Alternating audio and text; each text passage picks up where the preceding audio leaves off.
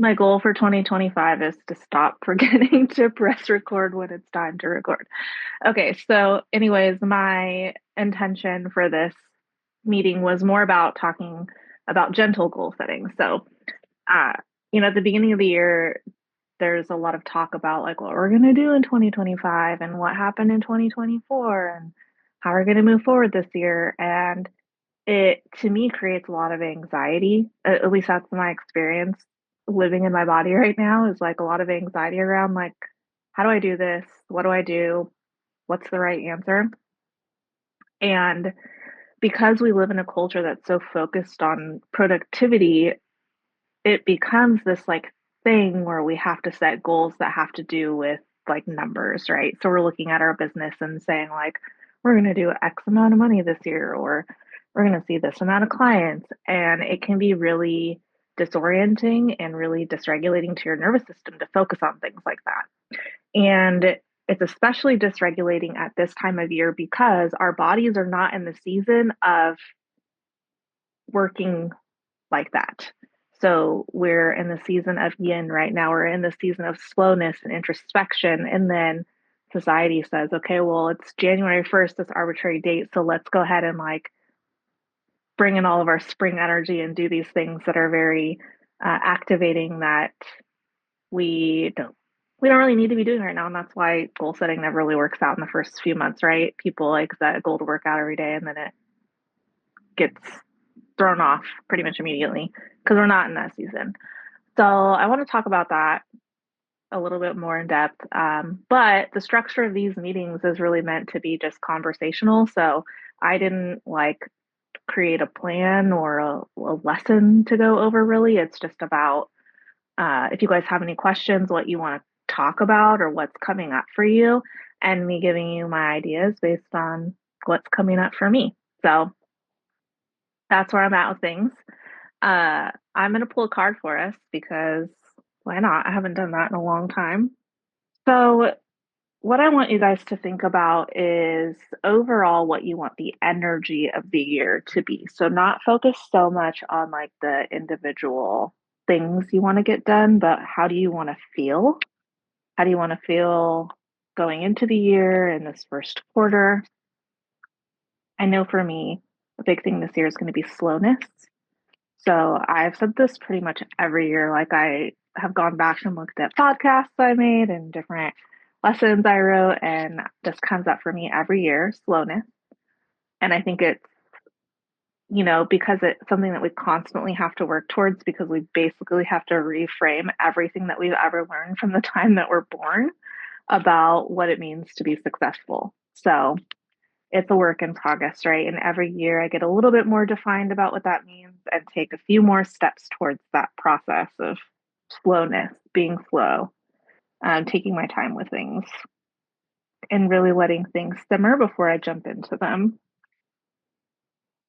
Ooh, so the card I pulled is Nemesis, and he's getting kind of blurry up here. So I'll have to, oh, there we go, get him in the light the right way. And I'll take a picture and put it in our little recap. Let's see who Nemesis is supposed to be.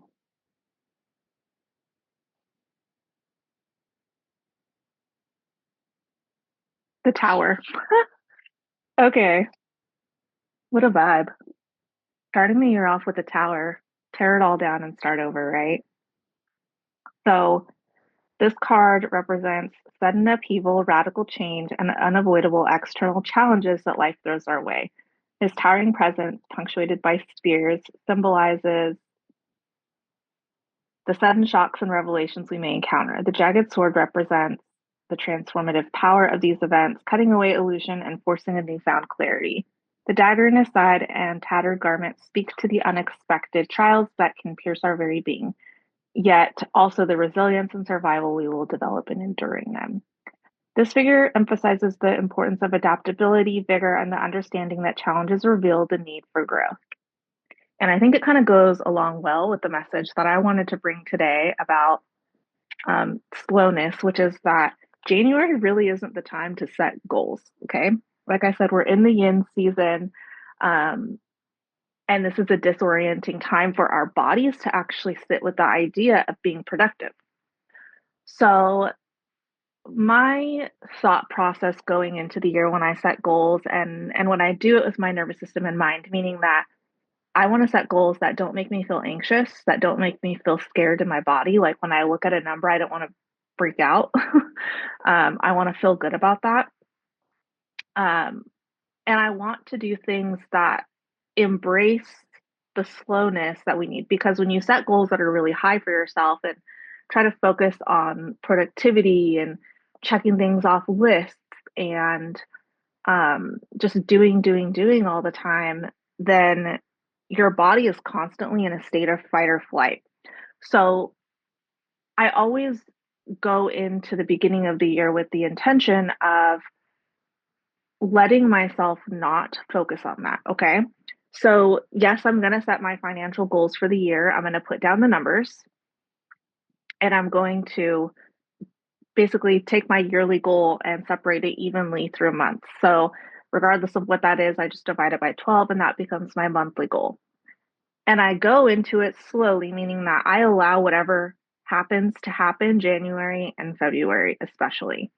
And then going into March, we start to get into spring. And spring is where I sit down and really make plans for the year. That's when we do our spring retreat. And part of the reason that I like to do it in the spring is because that energy level is there where our bodies want to plan for things. So for those of us that are trying to make like transformational shifts or what some people may call it quantum leaping, they want to make big changes.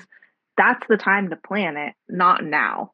Now's the time to sit with what's happening in life generally and allow ourselves to adapt to that. So that's what the adaptability thing comes in is that I'm going to allow whatever to happen in this next couple of months. And then March, April, May, I'm going to sit down and plan out my year in advance. So that's really the time frame that I use for hardcore like productivity based planning because your body is naturally living in that energy at that time because of the seasons. So it's like a natural thing where we can co create with what's happening in the universe, right? We don't have to do it when it's unnatural for our bodies. So any goals that I do set for January that are like at the beginning of the year are loose. It's like, okay, I know I want to focus on the energy of this year being slow. And I know that these are some things that are going to be very important to me that I want to put time and effort into. But I'm not going to be very specific yet because I don't think that it's the time. I think we're still going through the rest of 2024 and processing, right? A lot of us are just kind of looking back at what happened and going like, what the hell is that? Or wow, that was really cool. How do I recreate that? And we need to go within and really sit with that during this time frame. And our body energy is low, so it's like not a lot of us want to be up doing a ton. It's really just a time to be introspective about things. Um, and then, with this card that I pulled, if you're going through a huge amount of change at this time, it's really time for you to digest that. It's not great for our nervous systems to constantly be going through change. I know that that's like a big thing where, people are like, oh, change is the only constant thing and it makes us so much stronger. And that can be really true. But if your body is fighting that, like at a somatic level, like your nervous system is fighting that change, then you're never going to integrate, right? You have to get yourself into a space of being regulated in order to integrate that change. So that's really where I put my focus and energy is regulation. What are nervous system regulation things that I can do to keep myself thinking clearly while I integrate what's happened from 2024 and I have these loose ideas of what I want to do. Maybe I'm like journaling them as they pop up for me during this next couple months. And then, like I said, March, April, May, I'm going to sit down, I'm going to put things in writing as far as exactly what's going to take place. And knowing what I do about how my body works seasonally, I'm able to loosely plan a year in advance, anyways. Like I know spring is when my body wants to do things, and winter and summer are when my body does not want to do things, right? So I can plan around that pretty effectively, and I highly recommend people doing that. So the other thing that I recommend doing that would be let's put these with numbers, right? So we can be a little bit organized about this. Number one would be like planning around the seasons and making sure that you're really working with the energy seasonally. And if you want to dive more into that, look into Chinese medicine and the wheel of the year, because those will give you a good idea of seasonally what type of energy is coming up for the entire, for the collective, right? This is everybody. This isn't just one individual person. So look at that and kind of loosely put things together based on that. Uh, the next thing then would be cycle tracking. This has been a big thing that has come up for me in the last year, and I want to put that into play this next year a lot more specifically, which is planning my schedule around my cycle. So, if you know that you have a pretty severe luteal phase that maybe puts you out for a week every month, plan for that. Plan to have time off during that season. Plan for, when you're feeling really good during follicular phase and whatnot, ovulation, schedule yourself to do more things, plan your workouts around that, plan events around that. So, like when I planned my retreat dates, I looked at that calendar for myself and made sure that I put it in dates where I knew for sure I wasn't going to be feeling like shit, right? So think about that kind of thing if you're able to, because not everybody's really able to track that as effectively, having like cycles that are kind of off. So if you can plan around your cycle, life changing, literally do the things that are like big energy things when you're feeling like it and do sleep when you're not, right? So that would be my second biggest thing going into 2025 for me personally is I'm going to be more intentional about that big time. And I recommend that for everybody. And then, nervous system regulation stuff. This is important even when you're sitting down to plan your year and set your goals. So let's be honest, most of us run businesses, right? And so we can't just completely disconnect from the culture of productivity. We have to be productive because it's our livelihood. That's how we make money. And even if you're working for someone else, it's the same thing. You can't just like not go to work when you don't feel like it. You can't not make money for the most part. We all have to make money to live. So we can't completely disconnect from that. We have to have some of that in our life, but it has to be balanced. So when you go into setting the goals and you go into looking at your numbers, make sure that you do something for yourself to regulate yourself before you get into it. Because if you've done my abundance alchemy course, we talked about this a little bit. But when your nervous system is dysregulated, when you go into fight or flight or even a shutdown phase, your brain is not no longer functioning logically. Okay, you go into lizard brain mode and you're functioning in survival and you're not functioning in like literal logical thinking. So it's really easy to get caught up in like uh, these logical fallacies that surround success and productivity in our culture. So things like, the busier you are, the more successful you are. The more clients you take, the more successful you are. The more days you work, the more hours you work, the more successful you are. The less time you have for yourself, the more successful you are. The more money you make, the more successful you are, right? We all have these logical fallacies. So when you're dysregulated and you go into setting your goals and looking at your numbers, those things will always take over those survival instincts that are ingrained in you as an individual based on your own money trauma will always take like the front, you know, biggest part of the scene, right? That's gonna be first and foremost in your brain and not the logical thinking side of, oh, I don't need to have 8 clients a day to be successful. I can do 4 clients a day and price myself to be successful, right? Like those things come in when you're thinking about actual number goals. This like lizard brain stuff takes over. So make sure to regulate yourself before you go into that. Numbers are stressful for most of us. Even being successful and having good numbers is stressful.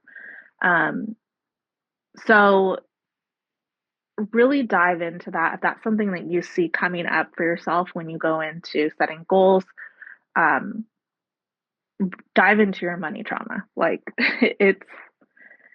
it will change the way you think about things for sure if you're in the place where you can actually deal with that. And if you're not in the place to deal with that, that's fine. You have to do the best for yourself. But the more regulated you get, start looking into that kind of stuff because it's really powerful, especially if you're running your own business, but even if you're not, to look at what where your money trauma lies, right? And how you can overcome some of that and get rid of some of those negative thoughts or negative feelings surrounding money to be able to really sit here and look at things in a logical way without emotion.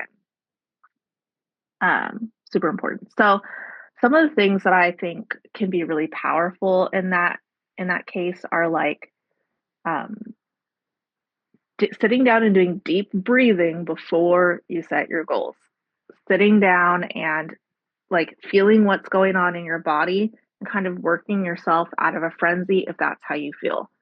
Um, I don't know a single person who says like they love to sit down and do their finances and look at their taxes and things like that. So, if you're that person, cool. You should definitely uh, share that energy with all of us and send it out into the universe, right? Most people don't love doing that kind of thing, so it can be so overwhelming and like dysregulating to do that. So put yourself in a place where you're able to really manage that and then start setting those goals. So those are kind of the three main things you can do. One, uh, put off goal setting until the spring and really focus on just integrating right now. Two, make sure that you're adaptable in those things, right? And then uh, reset your nervous system. So the last thing I wanted to talk about is like what to actually do before you set your goals. So if you're looking at, I'm just going to bring this back to like productivity and financial goals for the year. Making sure that you're really thinking about what that number is that you need to make, that you have that all mapped out, and then go back and look at trends. So, not just trends in dollars, like when people are spending money, but trends in you and your energy and when you were willing to work and not willing to work, when what things you were excited about and not excited about, trends in social media, like anything that comes up for you as something that impacted your business, look at those trends. So I'm really big on reports. I love to run reports. Uh, I don't like to like obsess over them necessarily, but I like to look at different trends. And when I look at the numbers for my business, I do it in multiple different ways. So I do it by payment processor, which actually helps me to understand how people like to pay for things. I do it by by section of my business. So I have like my service business and my training business. I do it that way. I do it by quarter. So looking at which quarters are most successful and which are not. I do it by service, obviously, and what things people are wanting to do by payment type. So if you guys have taken my courses, some people pay in full, some people pay in payment plans. And I look at those trends to see what's working and what's not. And then I also look at the trends in myself and like how I feel about those things physically in my body. So, do I feel okay when people, purchase with a payment plan versus a pay in full? And I have a whole set of feelings on that we could go into. It's like a whole other thing, but the point is I'm sitting with these things in my body and seeing how I feel about them. And then I dig into the trends. So whatever is doing really well, I see how do I feel about that? Can I get on board with that and do that more consistently? Um, how can I engage with that trend, right? And I focus my business more on that than those individual numbers month over month. So for example, like my winter, I don't know about you guys, but my fall and winter is the busiest season of the year for treatments. Like it, I don't understand. I don't understand. I don't understand why people like to get treatments during this time of year.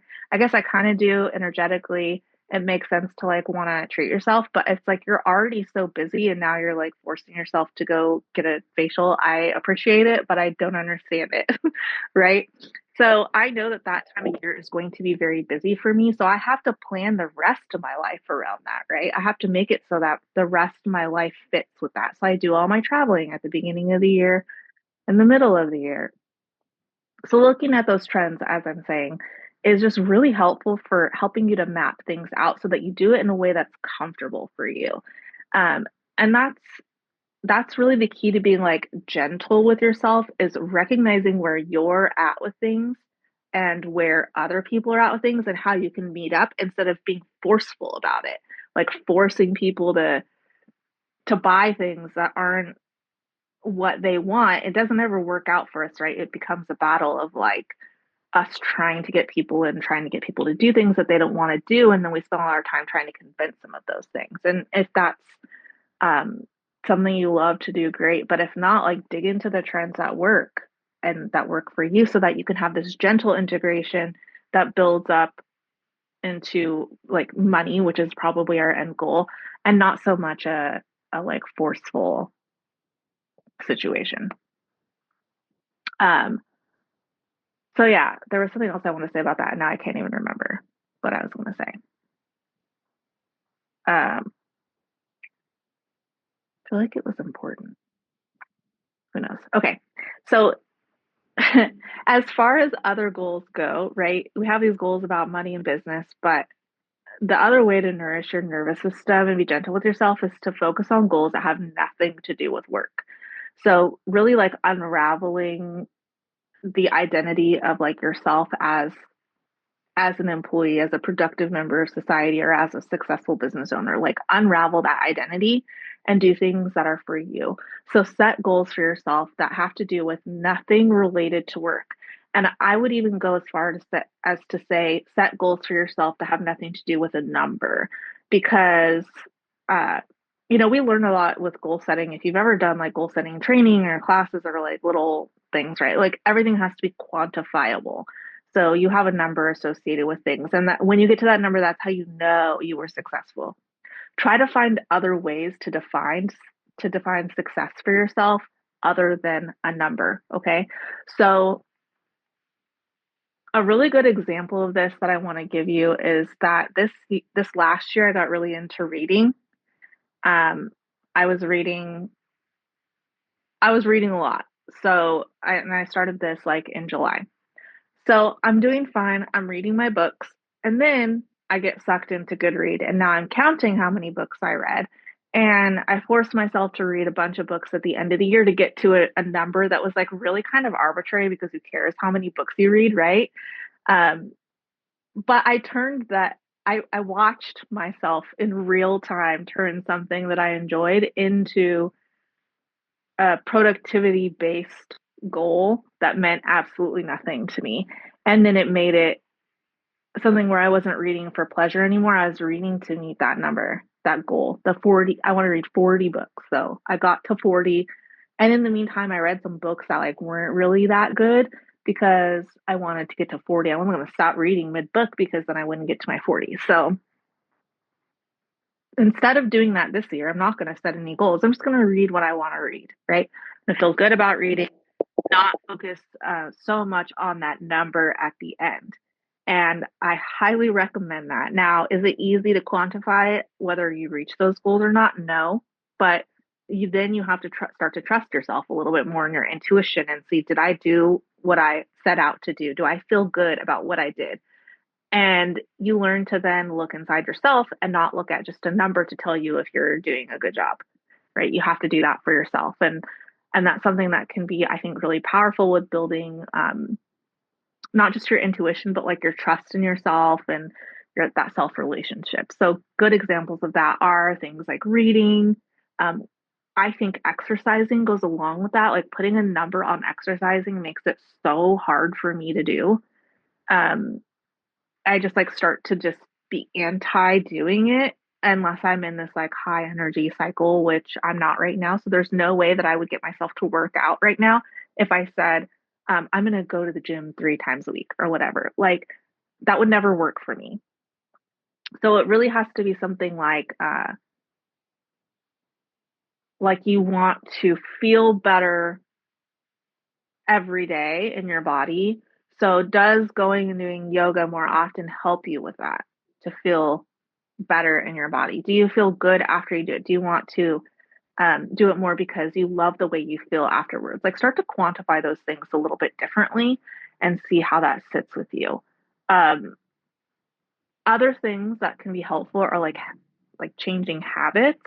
So I know for me, like a source of stress is uh I'm not really good at like putting stuff away after I use it. And so my home treatment room, which I'm sitting in right now, has become the storage space of random items that we have no place for because I don't use this room anymore. So anytime I have like a pile of things that I don't want to deal with, I just put it in here to deal with later. Now this becomes a source of anxiety for me. Why would I do that to myself? Now I can set a goal like clean my room every day, but I don't want to think about it like that. Personally, I think that that's too much stress for me to go like, oh, I can't go to bed today because I didn't clean my room kind of thing, right? Like I can't go lay down when I want to because I didn't clean my room. I can't do these things I want to do because I didn't clean my room. So I have to think about it a little bit differently in order to be like more gentle with myself. And that's where the forming new habits comes in. So like making sure that the habit I would change, right, is like actually put shit away when I use it and not just like throw it in a pile here. It's so much faster than having to clean it all once once every week, right? So that's a habit that I'm focusing on this year is like actually putting things away. But to go along with this, part of the reason is I ran out of storage space. So now I'm like, okay, I'm going to set up a storage space. I'm going to have this storage space where things go. So rather than having this like goal of a number of things I'm going to do or like I'm going to keep my room clean every day, I'm like, okay, I'm going to actually invest some like time and energy in setting up a successful system so that I can have new habits that are actually supported, right? Setting myself up for success. And that's another way to be gentle with yourself is to make sure that you have the tools that you need. So whether that's like physical tools, like having a space to store my stuff, or like emotional tools. Do you have emotional support? Do you work well with friends when you like set goals together for things? Do you need someone to go to yoga with you? Like, how do you make those things work for you, not just using tools that other people are using? I think that that's another way to be really gentle with yourself, right? So, all this to say, like, I don't, I don't want the message here to be like set goals and figure out how to reach them because and change your mindset and things like that because I think that that messaging is a little bit unhelpful um because as I said at the beginning this isn't the time of year to be doing that necessarily, but it is also a time where we do feel like we have a fresh start, right? So thinking about how to give yourself this fresh start and like fresh nervous system and fresh brain to go into the year and really be able to digest what's happening so that when you get to the point of being able to set your goals, you can do that. Spend this time like looking at your trends, looking at yourself introspectively and saying like, what do I need to change so that my nervous system can feel really supported? What are ways that I can help myself? And I'll put all sorts of tools, that you could use if that's something that you want to work on. Um, there's lessons in the free library about this too, like grounding yourself and things like that. But for me, it's a lot of like consistent physical things. So like being able to check in with myself, making sure I'm breathing, um, things like that are the most helpful. Every once in a while, like, tapping or something might be helpful, but it's not always the case for me personally. So I'll leave those references in the replay for this so that you can go back and find them if that's something you want to work on. But there's also like visualizations and stuff that you can do that help you to put yourself into the space of being regulated, but uh not always something you can force yourself into. So be really gentle with yourself in that. Connect with your body. I guess that's like my one. thing for everybody to like have an action after this. I'm all like trying to be anti the action, but the action that you could take after this is to really sit in your own body and just um, see how you feel right now. Do you feel regulated? Do you feel like any anxiety coming up about anything? And can you kind of get rid of that anxiety with some nervous system regulation? And if not, really maybe talking about for yourself, journaling, whatever, what does that anxiety stem from, and how can you form some new habits to get around that? Or what do you need to plan for in order to make that anxiety go away? This is actually another thing that comes up in the abundance alchemy course is like in order for you to even get into that productivity mindset of like setting goals for yourself, you have to know what you need and you have to know how you're getting there. So you really have to spend some time when you're ready to set the goals, mapping out exactly how you're going to get to that place. Because that's another thing that dysregulates the body is when we're diving into the unknown. Uh, when you don't know what's going to happen. So you have to make plans for how you plan to get there. Um, One of the things that I do for this is like I look at the percent, and when I make my monthly goal or whatever, I look at the percentage of my business that comes from each individual thing that I offer, and I set my goals based on that. So if my total is X amount of thousands of dollars, then 20% comes from this, 10% comes from this, 40% comes from this, whatever. And I map it out that way because I've looked at the trends and I know where that comes from in my business. So it doesn't make sense for me to give like a very specific example. My service business is not where I make money in my life. Okay. It's education. So if I were to sit down and make these goals for my business that I'm going to do, you know, like I said, X amount of thousands of dollars, and I am focusing on my service numbers, then I'm going to become stressed out because my service numbers are not where that is coming from. So that's just like a specific example, but the same thing applies like if you own a business that has multiple facets, or if you work for somebody and you own a business, like setting a high business goal doesn't make sense if you're splitting your time into two different places or if you're only working part time, right? So, really look at knowing where that comes from. And that can really help you to offset any of those anxieties and plan for success. And then, when it comes to your service business, how many clients do you have that are regular clients? What is your average service ticket? You have to look at all of those things to see, like, if you're trying to make more money in the next year, where do you increase based on the trends?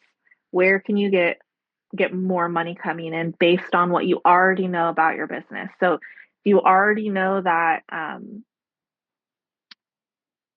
chemical peels are your number one service or facial massage is your number one service. Do you need to get more clients in or do you need to raise your prices? Like, where is that additional income going to come from? Or if you have plans for new things that you want to do this year, what is the expectation for the income off of that plan? Or what is the expectation for the outcome? It doesn't always have to be income. Um, an example of that is like one of my goals for 2024, I'll just share this, is that I wanted to um, work on receiving things that were not money for my services. And in order to do that, I basically forced myself to do a bunch of free services. So it's not forced, like I wanted to do this. I wanted to challenge myself, but I started by offering like a free service to a certain group of people and allowing them to come in and get free treatments. And it was really interesting because a lot of them felt very uncomfortable accepting something for free and they wanted to pay for it. And I was like, no, you can't pay me for this because the whole point was that I wasn't going to get paid and I needed to experience that and learn to be okay with that. Like that was something I really wanted to do for me, for dealing with my own money trauma type things. So um that was really interesting. I and then I transitioned into being in massage school, so I was offering free massages, when I was in school was totally fine because I wasn't legally allowed to charge for it. So then that was really easy for me to also tell people like you're not allowed to pay me because you're legally not allowed to pay me. So, I really challenged myself to do that and spend my time doing things that weren't related to earning. So that was like my other big goal was I want to like travel more and do all the stuff that has nothing to do with bringing in money. Because I had to get myself out of the mindset of like I need to work, work, work, work, work to make more money because that's what people do to be successful. And if I'm not getting paid for my time, then it's not worth it. Like I needed to get myself out of that mindset. So I forced myself to do things that were the complete opposite. And I do when I look back now, I'm like, well, I took it way too far. I went way overboard with it. Um, and now I can kind of re-examine what I want to do for the next year as far as that. Like I still want to give things to people because that was actually it was really powerful for my business in a lot of ways. And I was able to give, services to people who couldn't afford it.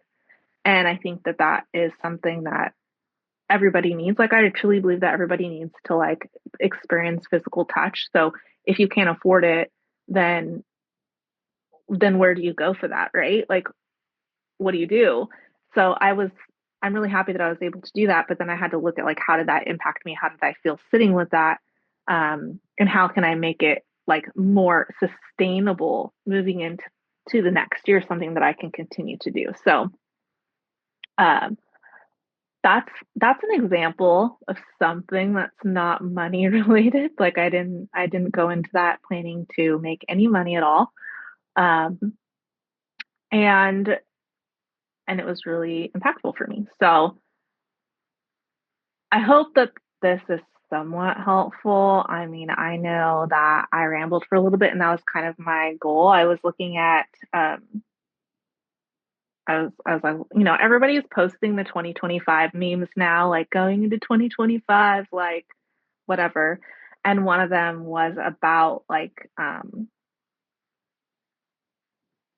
going into 2025, understanding that this is winter and not spring. Like this is not spring energy, this is winter energy. This is chill energy. So, how can we do that and still be on board with running a business and making money to survive, right? We can do that by taking this time to examine and not setting the goals until it's really time to set the goals. Um, and then the other one I saw that was really interesting was like somebody talking about um, how as a society we've turned all like conversations into transactions. So we like have this way of um, pushing everything not into like a business transaction necessarily, but like when you're scheduling time with your friends, it's like, okay, we're going to go to X place at X time. We're going to do this thing and that thing together. And that's how we're going to spend our time. And we don't really focus on spending time just like with people doing nothing, right? Or just having conversations about random things and whatever comes to your brain and going on your ADHD tangents. We don't spend enough time doing that with people. So, uh, as we move into 2025, like that was actually one of my goals is to spend more time in the community, talking about different things that are not just, what's in the class or whatever. Like, what are the things? This has always been my intention with what I've been doing with my business, but it's just been hard to actually put into practice. But like talking about what are the things that are important to us that are not business related, what are the things that we can do to take ourselves out of that like overly masculine energy of productivity and into like a gentle, nourishing way of running a business, like, and then also spiritually, what do we need to survive survive the next coming years, like um and to survive running a business, what do our nervous systems need? Like that's always been my intention with building a community, with having an online even like in the holistic facial course, like or not the facial course, but the library, there's stuff about this, right? So it's been my intention. It's just hard to do. And that's really what I wanted this kind of situation to be is like we can just talk about stuff and not have it, obviously it's scheduled, but not have it so defined in like a lesson plan, like have it be loose, chatty, things you might put on a podcast, and just give you guys some stuff to think about and not so many things to do, right? Like you don't have to go implement this anywhere if you don't want. And I tried to give you some action things you could do, but without being overly actiony because I just think that that's too much for our bodies sometimes, and we want things to be gentle and nourishing. So, uh, my action step for you going away from this is, um, like I said, sit with your body, see how you feel. If you're going to jot down goals for 2025, do it loosely, see how you feel about those, be adaptable, allow yourself to break them down and start over. Uh, Maybe you want to break down 2024 completely and start over, and that's great. But maybe don't plan it all right now because now's just not the time to be really active. Do it in a couple months. And look at the other things in life besides your business and plan for those. Like make a make a goal for yourself to change habits, to change your nervous system completely, whatever works for you. I have my little list of things I'm doing. Like I said, cleaning up this room is one and making it a more organized space. And I have some like specific nervous system things that I'm doing this year as far as like physical body things, like somatic things. So like putting that time and energy into myself that way.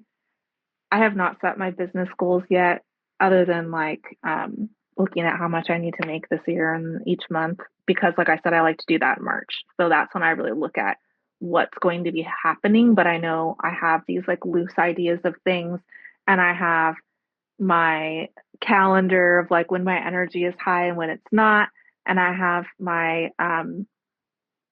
cycle tracking going into the year so that I can plan around my cycle. And those are all things that I recommend for everybody. And then just give yourself grace, right?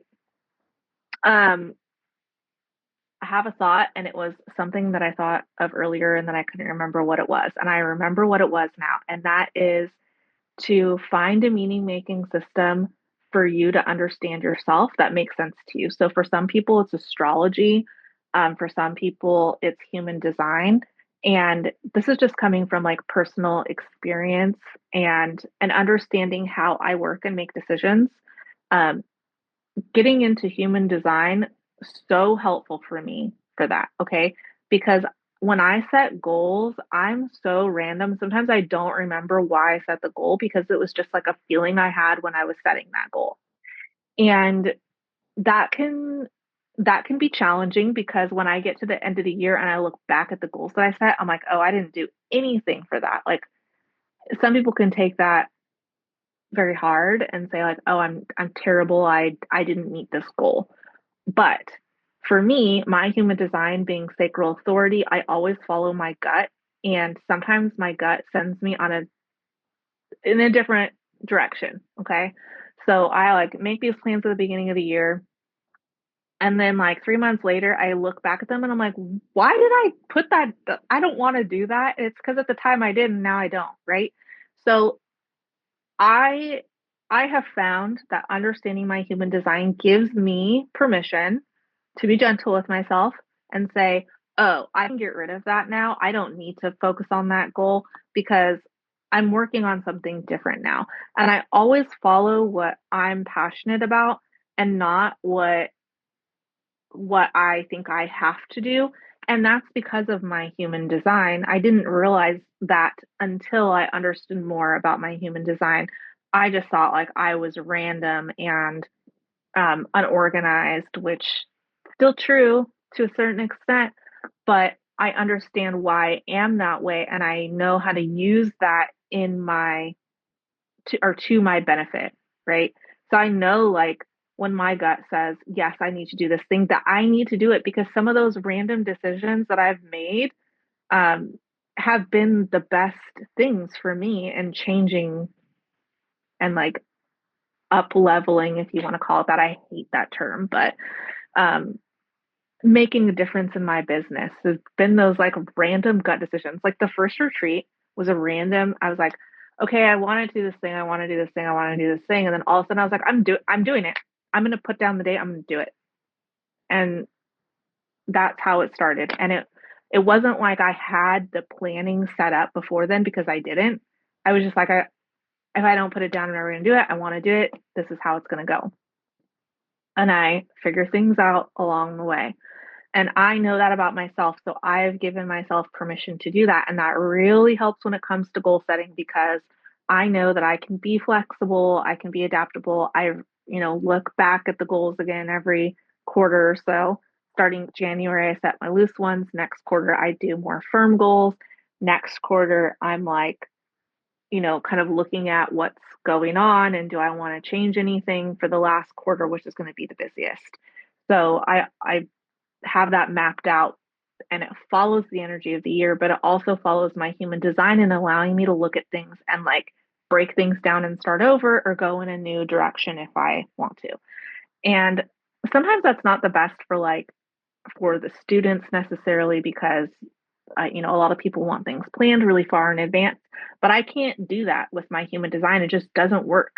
So I'm okay with that. And then I try to plan ahead as much as possible for the people that need it, but I don't force myself into doing that just because someone else wants it, and because that's just how my human design works. And it works for my business when I follow that. Like, I can't stress that enough. This entire last year has been one after another of these things that are just like, okay, because I learned this at our last retreat that we did in 2024, we did a human design thing, and I learned more about my human design. So anyways, I was able to dive into that, like lean into, I should say, how my sacral authority works. And I had my best year, like by multiple times over best year. So all that to say, like, not everybody works that way. And I'm not telling you to like just not set goals at all, because obviously I still do that. But learn about yourself and how that works for you and lean into those things because then you're not fighting it anymore, right? Like going back to the idea of like being gentle and like integration and connection, you can't do that if you're fighting against your nature. You can't do that if you're fighting against what your body is telling you. So it all always comes back to like you understanding yourself and your intuition and trusting yourself and being able to work with your own energy patterns and also the energy of the universe. And that is what makes goal setting more gentle. Now, before I let you go, if you want exact steps to set goals, that's all in Abundance Alchemy. So I will actually link when I go into um, to put this video in the community, I will link the calculators so that you have the steps to calculate things if you want if you need help looking at your expenses or cost per use in treatments or pricing or setting a yearly goal. I will put that in there, but I will tell you that the the Notion guides that I created for Abundance Alchemy, specifically in like the last segment that's about planning, that is what I use every year.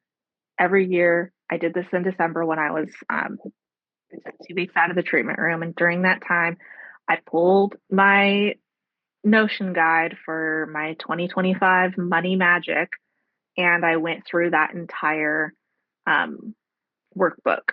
And that is how I start the planning for 2025.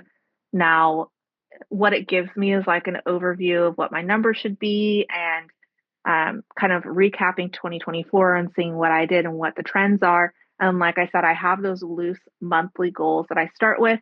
And then I just kind of write out what's already been planned for the beginning of the year, see how the trends work, give myself the space to take things in and like simmer the things I want to do, make lists of the things I want to do if it comes up. And then in spring, that's when I really start to plan out what's going to happen. And, you know, to that point, when I'm planning in the spring, I'm planning out into the next spring, right? So not like completely disregarding January and February and doing absolutely nothing, but I'm not focusing on doing anything like new necessarily business wise.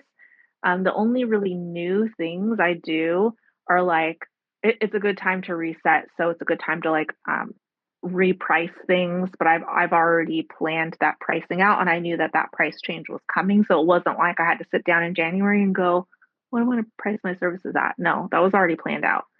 That was planned out forever ago. I already knew this was coming, so uh, those are the kind of things I do in January. Like it just makes a good random arbitrary date since everyone's on board with it. January 1, things change. So I use that, but I don't do anything super big until it's time to set goals in spring, in the season of energy. So hopefully that gives you some things to reflect on. And like I said, I'll put all that stuff in the community so you can pull it and look at it if you want to. And then I'll put a picture of our card in the card description because I do think that this is good. Maybe the energy of 2025 really is going to be break it all down and start over. And um, when that happens, sometimes it's really stressful. But if you keep yourself regulated, you'll be able to deal with it better. So if you think that that's something that might feel like it's coming for you, then this is also a great time to make sure you've got your nervous system regulation tools in place so that you can deal with that when it comes without being like completely destroyed by whatever's going to happen.